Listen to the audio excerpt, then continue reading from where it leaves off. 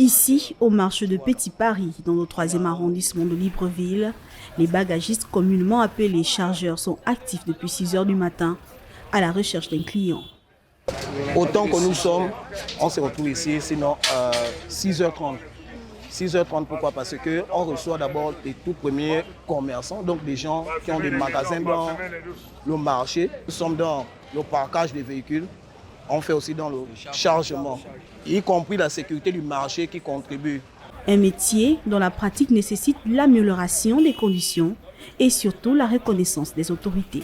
Nous avons réalisé qu'à travers cette activité, on arrive à se prendre en main. Malgré que le chômage est vraiment au plafond pour les jeunes, on arrive à se prendre en main.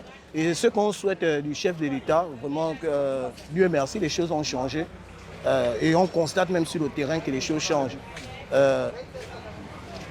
S'il peut officialiser en fait ce qu'on fait, si ça peut être reconnu, si on peut avoir un encouragement venant des autorités, parce que tout le monde n'est pas appelé à être fonctionnaire.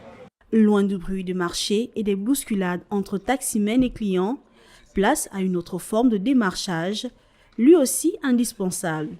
Il est pratiqué dans le secteur de l'immobilier. Par jour, on reçoit beaucoup d'appels. Comme nous sommes un peu suivis sur le réseau, il y a beaucoup d'appels. Mais sur 10 appels, je dirais en gros, on peut avoir juste un seul qui soit sérieux. Donc on peut dire si je reçois peut-être 50 appels, il y a peut-être 5 appels qui sont sérieux. Donc voilà, et parmi les 5 appels sérieux, on peut dire qu'il y aura peut-être un seul client ou deux qui va vraiment décider de prendre. À l'heure de l'essor de l'entrepreneuriat, la jeunesse gabonaise s'oriente peu à peu vers des secteurs d'activité qui ne nécessitent forcément pas un gros capital. Toutefois, l'encadrement juridique et l'accompagnement multiforme restent vivement attendus.